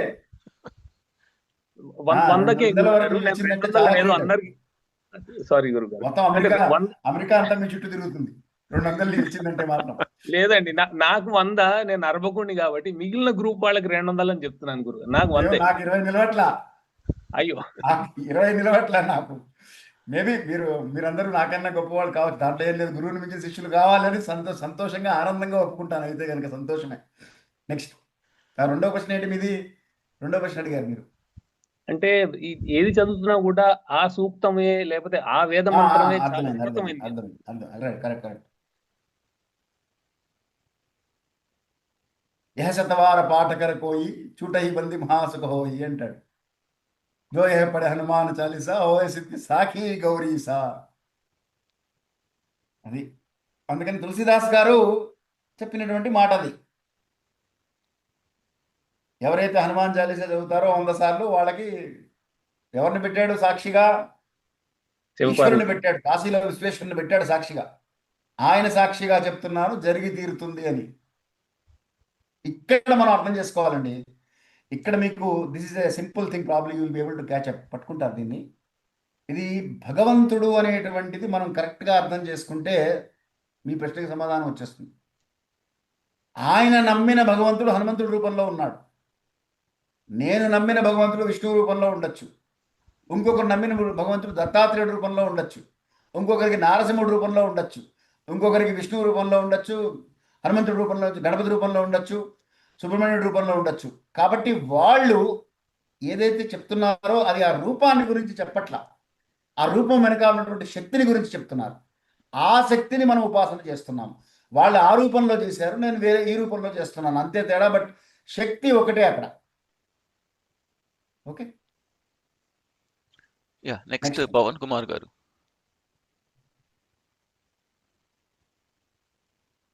అడగండి పవన్ కుమార్ గారు. శ్రీ గురుభ్యో నమః గురువు గారు. ఇది మీరు మొట్టమొదట ఒకటి చెప్పారు కదా, రామనామం తారక మంత్రం అని చెప్పి. ఇది జపమా లేకపోతే అది మంత్రమా? అది ఏ సమయంలోనా చదువుకోవచ్చా, అంటే చెప్పుకోవచ్చు, చేయొచ్చా? తర్వాత రెండో దాని విశిష్టత ఏంటి? రామనామము మంత్రమే. అది నామము మంత్రము. నామ మంత్రాలని కొన్ని ఉంటాయి. వేద మంత్రాలు, బీజ మంత్రాలు, నామ మంత్రాలని ఉంటాయి. అందులో రామనామము నామమంత్రం. కాబట్టి అది మంత్రమే. దాన్ని మీరు ఎంత ఎక్కువ చేస్తే అంత తొందరగా తరిస్తారని ఇప్పుడు 96 కోట్ల రామమంత్రం చేశారు త్యాగరాజ స్వామి గారు. 96 కోట్ల రామమంత్రం చేసిన తర్వాత ఆయనకి మళ్ళీ పునర్జన్మ ఉంటుందా, మోక్షం వస్తుందా అని డౌట్ వచ్చిందిట. వచ్చి రాముల వారిని అడిగారట, స్వామి నాకు మోక్షం వస్తుందా ఈ జన్మతోటి, ఇంకో జన్మ ఉందా అని. అంటే నీకు ఇంకో జన్మ ఉందయా, ఇప్పుడే రాదు, 96 కోట్లు చేశావు కాబట్టి నీకు ఇంకో జన్మ ఉందన్నట్ట. అనగానే ఆయన పాపం చాలా దుఃఖించి ఆర్తితో వెళ్ళి గురువుగారిని అడిగారట, గురువుగారు ఇట్లా చెప్తున్నాడు రాముడు, నాకు ఇంకో జన్మ ఉందంటున్నాడు, ఈ జన్మని ఎలా తప్పించుకోవాలి అని అడిగారు. అడిగితే నువ్వు సన్యాసం తీసుకోవయ్యా, అప్పుడు ఇంకో జన్మ అయిపోయినట్టే నీకు, కాబట్టి మోక్షం వస్తుంది. రాముడు చెప్పాడంటే ఇంక దానికి ఢోకా లేదు, రెండో జన్మ తీసుకున్నట్టే నువ్వు, కాబట్టి రెండో జన్మ ఎత్తినట్టే సన్యాసం తీసుకోని చెప్తే ఆయన సన్యాసం తీసుకున్నారు లాస్ట్లో. ఎందుకు చెప్తున్నానంటే రామమంత్రము, నామమంత్రాలకిను బీజ మంత్రాలకి వేద మంత్రాలకి తేడా ఏమిటి అంటే, నామమంత్రం అయితే ఎక్కువ చేయాలి. 10 సార్లు గాయత్రి మంత్రం చేసిన దానికి 1000 సార్లు గాయత్రి మంత్రాన్ని రాసిన దానికి ఒకటే ఫలితం. అయితే గాయత్రి మంత్రం 10 సార్లు చేయడం అంటే ఓం భూర్భువస్సువః అని చెప్పడం కాదు. ఇందాక మనం చెప్పుకున్నటువంటి లక్షణాలన్నిటినీ కలుపుకొని తన లక్షణంగా ఆ మంత్రాన్ని కనుక మనం ఉచ్చారణ చేయగలిగితే మంత్రంతో తొందరగా ప్రసన్నుడవుతాడు. ఆ మంత్రం కూడా తారక మంత్రమే, రామనామ మంత్రము అది కూడా తారక మంత్రమే, అది కూడా ఒక మంత్రమే. నామం మాత్రమే కాదు, నామ మంత్రము అన్నారు దాన్ని. అది ఎంత వైశిష్ట్యం అంటే, చివరికి కాశీలో విశ్వేశ్వరుడు ఎవరన్నా మరణించే వాళ్ళని ఒళ్ళో పడుకోబెట్టుకుని వాళ్ళ కుడి చెవులో మంత్రోపదేశం చేసేటువంటి మంత్రం ఏమిటి అంటే రామ మంత్రమే. కాబట్టి అది చాలా విశిష్టమైనటువంటి మంత్రం. రామ తారక మంత్రం అంటారు దాన్ని. తరింపజేసేటువంటి మంత్రం. తారక మంత్రం అంటే తరింపజేసేటువంటి మంత్రం. కాబట్టి రామనామం కూడా మంత్రమే. అది ఎప్పుడన్నా చేసుకోవచ్చా? అంటే ఏ సమయం? ఒక ఓఎస్ మన పానీయంబులు రెస్టారెంట్లో తాగుచున్ ఉన్నప్పుడు భుజిచున్ భక్షించుచున్ హాసలీలా నిదాదనం చేయుచున్నని ప్రహ్లాదుడు మనకి పోతన గారు చూపించారు ఎగ్జాంపుల్. ఎట్లా ఉన్నా సరే రామనామం చేసుకోవచ్చు. త్యాగరాజ స్వామి చేసింది అదే కదా. ఆయన ఏం కూర్చొని దేవుడి గదిలో కూర్చొని చేయలేదు. ఆ నిరంతరము రామనామస్మరణ చేస్తూ ఉన్నానంతే. ఎలా ఉన్నా చేసుకోవచ్చు, ఆఫీస్లో ఉన్నా చేసుకోవచ్చు, ఇంట్లో ఉన్నా చేసుకోవచ్చు, ప్యాంటు చెట్టు ఉన్నా చేసుకోవచ్చు, స్నానం చేసేటప్పుడు చేసుకోవచ్చు, భోజనం చేసేటప్పుడు చేసుకోవచ్చు, ఎప్పుడున్నా సరే చేసుకోవచ్చు. నమస్కారం. రామనామాన్ని గురించి మనకు మామూలుగా మన దక్షిణ భారతంలో దొరకదు, కానీ ఉత్తర భారతంలో తులసి రామాయణంలో ఒక ఘట్టం కనబడుతుంది. ఒకడెవరో మూత్ర విసర్జన చేస్తూ రామనామం చెప్తున్నట్ట. ఆంజనేయ స్వామి చూసి కోపం వచ్చిందట. కోపం వచ్చి వాడిని ఒకటి దవడ మీద కొట్టాట. సరే, తన మొత్తం శక్తి అంతా కొడితే వాడు అయిపోతాడు. అందుకని అలా కాకుండా మనిషిగా ఎంత కొట్టారో అంతే కొట్టారు ఆయన. రామనామం చెప్తావా మూత్ర విసర్జన చేస్తూ అని. సరే, అయిపోయింది, చేయకూడదు తప్పన్నట్టు వచ్చేసారు. ఆయన అయోధ్యకు వచ్చి మందిరానికి లోపలికి వెళ్ళి చూసేటప్పటికి రాముడికి దవడ ఇంత వాసిందిట. చూడగానే ఆయనకు అర్థమైంది, ఓహో నేను చేసిన పొరపాటుని కాళ్ళ మీద పడి రాముడికి, స్వామిని తగ్గించుకో ఇది నువ్వు అన్నట్ట. అప్పుడు రాముడు అంటే ఇదంతా ఉత్తర భారతంలో ఉండేటువంటి, మన దక్షిణ భారతంలో కొంచెం మనకి ఆచారాలు సాంప్రదాయాలు పద్ధతులు కొంచెం ఎక్కువ అక్కడ లేవు. అలా అని అటువంటిప్పుడు చేయకండి, అశౌచంలో చేయకూడదు, కానీ మిగతా టైం ఎప్పుడైనా సరే చేసుకోవచ్చు. నెక్స్ట్ విజయ్ కుమార్ గారు, విజయ్ పున్నం రాజు గారు. శ్రీ గురుభ్యో నమః గురువు గారు. రెండు ప్రశ్నలు అండి, కాలిఫోర్నియా నుంచి అండి. రెండు క్వశ్చన్స్ అండి. ఫస్ట్ ఏంటంటే ఇదే ఈ ముందర అడిగిన లాగానే మామూలుగా గాయత్రి జపం అంటే రూల్స్ మొత్తం అన్నీ ఉంటే గానీ చేయకూడదు కాబట్టి ఓన్లీ మార్నింగ్ లేకపోతే సాయంత్రం చేస్తున్నాం. రిమైనింగ్ డే అంతా చాలా అంటే ఖాళీ మధ్యలో ఖాళీ టైంలో అంటే కార్ డ్రైవింగ్ ఇలాంటి టైమింగ్లో మామూలుగా ఏదో లైక్ నాకు అసలు అరుణాచల శివ అనేది జస్ట్ నాకు నచ్చింది, జస్ట్ అలా అనుకుంటూ 2-3 డౌట్లు ఉన్నాయి గురుగారు. అది ఏంటంటే ఫస్ట్, అది దానిలో బీజమేం లేదు కాబట్టి దానికి ఏమన్నా మీరు ఇచ్చే ఉపదేశంతో చెయ్యాలా ఒకటి. రెండోది, నాకు అది పాటలాగా వస్తుంది. అంటే ఒక ట్యూన్లో ఉంటుంది కదా అరుణాచల శివ, ఆ ట్యూన్లో అలా చేసుకోవాలా లేకపోతే లేదు ఓన్లీ లైక్ అరుణాచల అలా అలా వితౌట్ ట్యూన్ చేయాలా? ప్లస్ మీరు ఇప్పుడే యాక్చువల్లీ అసోసియేషన్ క్లియర్ చేశారు. మామూలుగా ఏంటంటే అప్పుడప్పుడు మామూలుగా తిరిగిపోతూ ఉంటుంది. సో అలా ఏదో ఒక ఫస్ట్ డౌట్, సెకండ్ తర్వాత అడుగుతాయి, ఇది ఆన్సర్ చేస్తున్నాను సార్. నామమంత్రాలకి స్వరం లేదు కాబట్టి మీరు పాటలాగా పాడుకోవచ్చు, శ్లోకంలాగా చెప్పచ్చు, ఎలాగైనా చెప్పచ్చు, ఎప్పుడైనా చేయవచ్చు, ఎలాగైనా చెప్పచ్చు. అరుణాచల శివ అనేటువంటిది నామమంత్రం కాబట్టి ఆ నామమంత్రాలకు నియమాలు లేవు. ఇప్పుడు ఫర్ ఎగ్జాంపుల్ యోదేవ సవితాస్మాకం దేవధర్మాది గోచర అనేది కూడా మీరు ఎప్పుడైనా చేసుకోవచ్చు. గాయత్రిలోనే అది నామమంత్రం అన్నమాట, శ్లోక రూపంలో ఉన్న గాయత్రి అది. సో శ్లోకాలలో ఉండేటువంటి వాటికి కానీ నామాలకు కానీ మీకు స్వర నియమాలు లేవు కనుక, ఆచరణ నియమాలు కూడా లేవు కనుక ఎప్పుడైనా సరే ఎక్కడైనా సరే ఎలాగైనా సరే చేసుకోవచ్చు, దాంట్లో ఇబ్బంది లేదు. ఓకే. రెండవది, దాంట్లో అది గురుముఖతానే తీసుకోవాలని అవసరం లేదు, బీజమంత్రాలు లేవు కనుక. ఓకే గురుగారు. సరే, సెకండ్ క్వశ్చన్ అండి. ఒకటి, మా వైఫ్ తను దుర్గా ద్వాత్రింశ నామాలు 32 నేమ్స్ చేస్తూ ఉంటున్నారు. తర్వాత దుమ్ దుర్గాయ నమః కూడా చేసుకోవచ్చు అని మీరు ఒకసారి ఇప్పుడు కాల్లో అన్నారు. ఈ రెండిట్లో ఏది చేస్తే ఎక్కువ మనస్థిమితం ఫాస్ట్ గా అవుతుంది? అండ్ రెండిట్లో ఏది బెటర్? డిఫరెన్స్ ఆ మంత్రం ఎవరైనా ఇచ్చారా ఆవిడకి? లేదండి, మీరు యాక్చువల్లీ కాల్లో మీరు ఇచ్చేసుకోండి మీరు అన్నారు. దుమ్ దుర్గాయ నమః కాదు, ద్వాత్రింశ నామం అండి. అంటే దాంట్లో ఎవరు ఇవ్వలేదు. అయితే దుమ్ దుర్గాయ నమః చేయమనండి. ఓకే. అది దానికి ఏమైనా నియమాలు ఉంటాయండి లేకపోతే ఎప్పుడైనా చేసుకోవచ్చు? ఏముండవు. దుమ్ దుర్గాయ నమః అంతే కదండి? అంతే. ఆ 4 రోజులు చేయొద్దని చెప్పండి. ఆ 4 రోజులు చేయండి. ఓకే. ఓం పెట్టచ్చా అండి ముందర? ఓం దుమ్ దుర్గాయ నమః జస్ట్ అక్కర్లేదు. దుమ్ అనేది అది కూడా ఒక బీజం. ఓకే. అలాగే, ధన్యవాదాలు. ఓకే, మనకి టైం బట్టి లాస్ట్ 2 more క్వశ్చన్స్ అండి. నిఖిల్ గారు చెప్పండి సార్.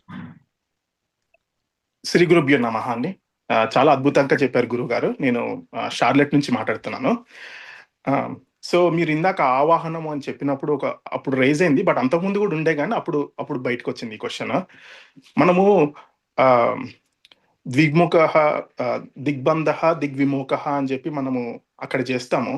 బట్ అంతకన్నా ముందు మనము గాయత్రి ఆవాహయామి, సావిత్రి ఆవాహయామి మనం ఆవాహనం చేసుకుంటున్నాం కదా, అది ఎప్పుడు రిలీజ్ చేస్తాం? అది అవసరం ఉందా లేదా? అంటే దానికి మనం ఎండ్ ఇవ్వట్లే కదా ఇక్కడ మనం చేసేది. అది ఉత్తమే శిఖరే జాతే భూమ్యాం పర్వతమూర్ధని బ్రాహ్మణేభ్యో అభ్యనుజ్ఞాత గచ్చదే వేదాసుఖం అంటున్నాం కదా, అప్పుడు రిలీజ్ అవునండి. చేస్తుంది. అప్పుడు ఓకే. రిలీజ్ చేస్తుంది. థ్యాంక్ యూ అండి. అదే. Next video Next. ఆన్ చేసుకుని అడగండి అండి. వీడియో ఆన్ చేసి అడగాలి. అది మనం సాంప్రదాయం. దయచేసి నెక్స్ట్ శ్రవణ్ రేవూరు గారు. నమస్కారం గురుగారు. నమస్కారం. ఈ మంత్ర సాధన, ఈ సంధ్యావందనం, ఈ టైమింగ్ గురించి వచ్చిన క్వశ్చన్ అండి. ఇప్పుడు ఈ సంధ్యావందనం టైంకి చేయాలా, లేకపోతే ఇప్పుడు ఒక డేలో మార్నింగ్ స్టార్ట్ చేసే ముందు ఫస్ట్ సంధ్యావందనం చేసి తర్వాత మిగతా అవన్నీ చేసుకోవాలా, లేకపోతే సంధ్యావందనం కరెక్ట్గా సూర్యోదయం ఆ టైం అప్పుడే చేసుకోవాలా గురువు గారు? అంటే ఎందుకు వచ్చిందంటే ఈ డౌట్, ఇప్పుడు మాకు సంధ్యావందనం ఇక్కడ చికాగోలో ఉదయం 6:47 అవుతుందండి, అంటే సూర్యోదయం. కానీ 7కి దైనందిన కార్యక్రమాలన్నీ కూడా స్టార్ట్ అయిపోతాయి. సో మన కార్యాలన్నీ 4:30-5కే స్టార్ట్ చేసుకుంటప్పుడు ఫస్ట్ సంధ్యావందనం చేసుకొని మిగతావి చేసుకోవాలా, లేకపోతే అన్నీ చేసుకొని 6:45 టైంకి సంధ్యావందనం చేసుకోవచ్చా? నిన్న రాత్రి సంధ్యావందనం చేసుంటే ఫస్ట్ దేవతార్చన చేసేసుకోండి. ఓకే. కాకపోతే నిన్నటి సంకల్పం చెప్పండి. ఇవాళ ఇంకా సూర్యోదయం కాలేదు, ఇవాళ తిథి రాలేదు, అవును. నిన్నటి తిథి ఉంది ఇంకా, ఉమ్. కాబట్టి దేవతార్చన చేసేసుకోండి. సకాలంలో సంధ్యావందనం చేయండి. Okay. Okay. Okay. Okay. Okay, అంతే గురుగారు. ఇంకా చాలా బాగుంది గురుగారు. Thank you for your time. I think అందరికి మంచి సెషన్ ఇది. అందరిని రికార్డ్ చేశాను. మళ్ళీ నెక్స్ట్ మంత్ మనం కలుద్దాం అండి మన మంత్లీ సత్సంగ్లో. ధర్మస్య విజయోస్తు అధర్మస్య నాశోస్తు ప్రాణినాం సద్భావనాస్తు గవాం సంరక్షణాస్తు విశ్వస్య కళ్యాణమస్తు సమస్తలోక సుఖినో భవంతు సమస్తలోక సుఖినో భవంతు సమస్తలోక సుఖినో భవంతు. స్వస్తి. ధన్యవాదాలండి స్వామి. ధన్యవాదాలు. శ్రీ గురుభ్యో నమః.